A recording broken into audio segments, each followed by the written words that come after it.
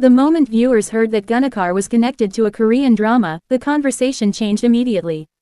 Suddenly, the series was no longer judged only as a Turkish production.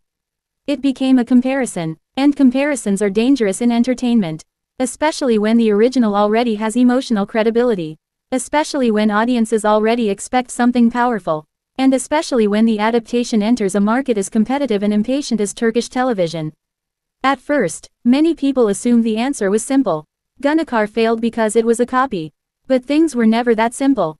Because the Turkish entertainment industry has been adapting foreign content for years. Particularly Korean dramas. And some of those adaptations became successful. Very successful. So if adaptation itself is not automatically a problem, then what actually happened with Günahkar? And why did this particular project collapse so quickly? That's where the real story begins. Because before discussing failure, one thing has to be clarified first. Yes, Günahkar was adapted from a Korean series. More specifically, from the South Korean drama The Innocent Man. The core structure remains similar. A man sacrifices himself emotionally, is betrayed, and later becomes consumed by revenge, emotional pain, and psychological conflict. The Turkish version clearly followed that emotional architecture. So the copy discussion did not come from nowhere. It came from a real adaptation history. But what most people don't notice is this.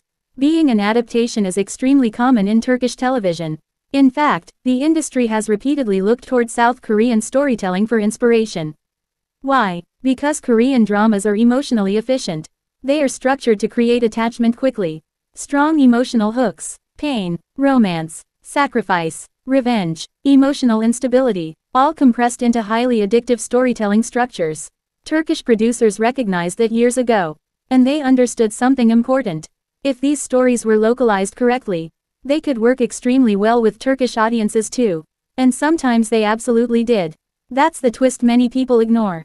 Some Turkish adaptations of Korean dramas became major successes. Which immediately creates another question. If other adaptations succeeded, why did Günahkar fail? And this is where things become more complicated.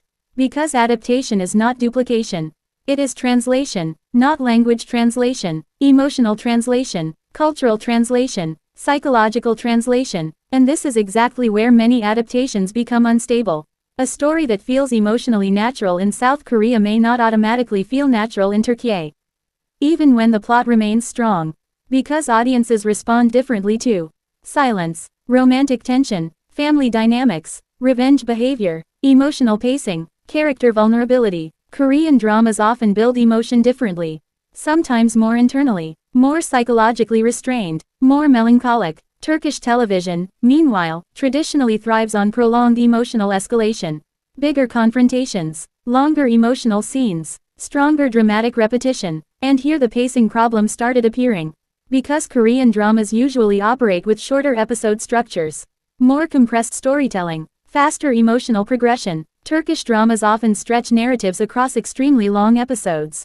Sometimes over 2 hours. And when a story originally designed for tighter pacing gets expanded incorrectly, the emotional intensity weakens, tension becomes diluted, scenes lose urgency, and audiences start disconnecting emotionally. This is where many adaptations quietly collapse, not because the original story was weak, but because the adaptation rhythm stops matching audience behavior. And Turkish audiences are brutally fast when reacting to emotional disconnection, especially during early episodes. That's another critical factor people underestimate. Turkey has one of the harshest television survival systems. Series are judged immediately, not gradually. A few weak episodes can destroy momentum before a project stabilizes. And once ratings decline early, panic begins. Writers compress storylines, networks lose confidence, promotion weakens, audience trust disappears, and recovery becomes extremely difficult. This is exactly why Günahkar's early failure mattered so much. Because the series did not simply underperform later.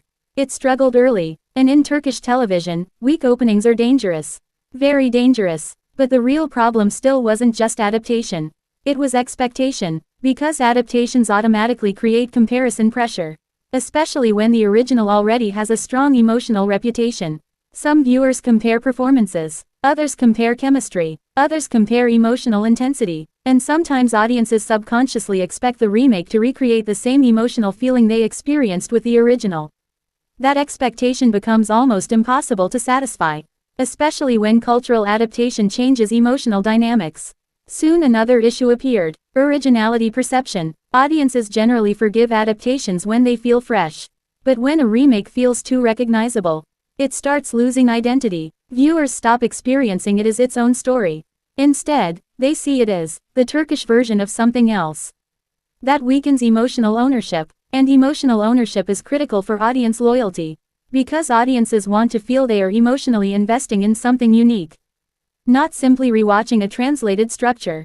And this is where execution becomes everything. Not concept, execution. Because an adaptation succeeds only when it transforms inspiration into local emotional reality, not when it mechanically repeats plot structure. Now here's the interesting part about Seçkin Özdemir himself. Günahkar was not his only Korean adaptation. He also starred in Bir Aşk Hikayesi. And that series survived longer. It generated stronger emotional engagement, which immediately destroys the simplistic argument that Korean adaptations automatically fail. Clearly they don't. Otherwise Bir Aşk Hikayesi would have collapsed the same way. So what changed? Most likely emotional execution, narrative rhythm, audience connection, and timing. Timing matters more than many viewers realize.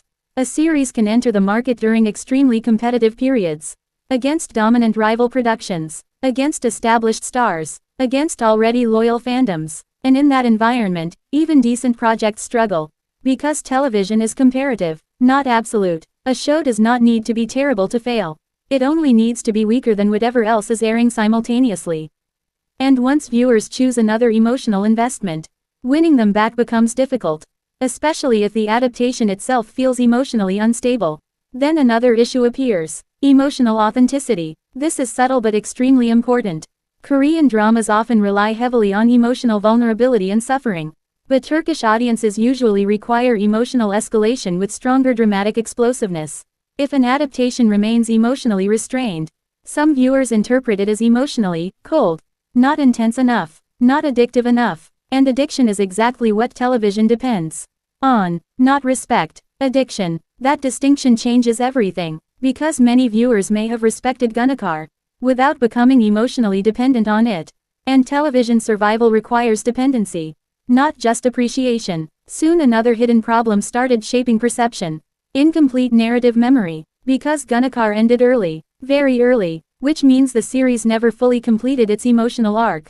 And incomplete stories damage audience memory. People remember unresolved disappointment more than potential. That creates long-term perception problems, not only for the project, but sometimes for the actors associated with it, especially in industries driven heavily by ratings. And Turkish television is absolutely driven by ratings.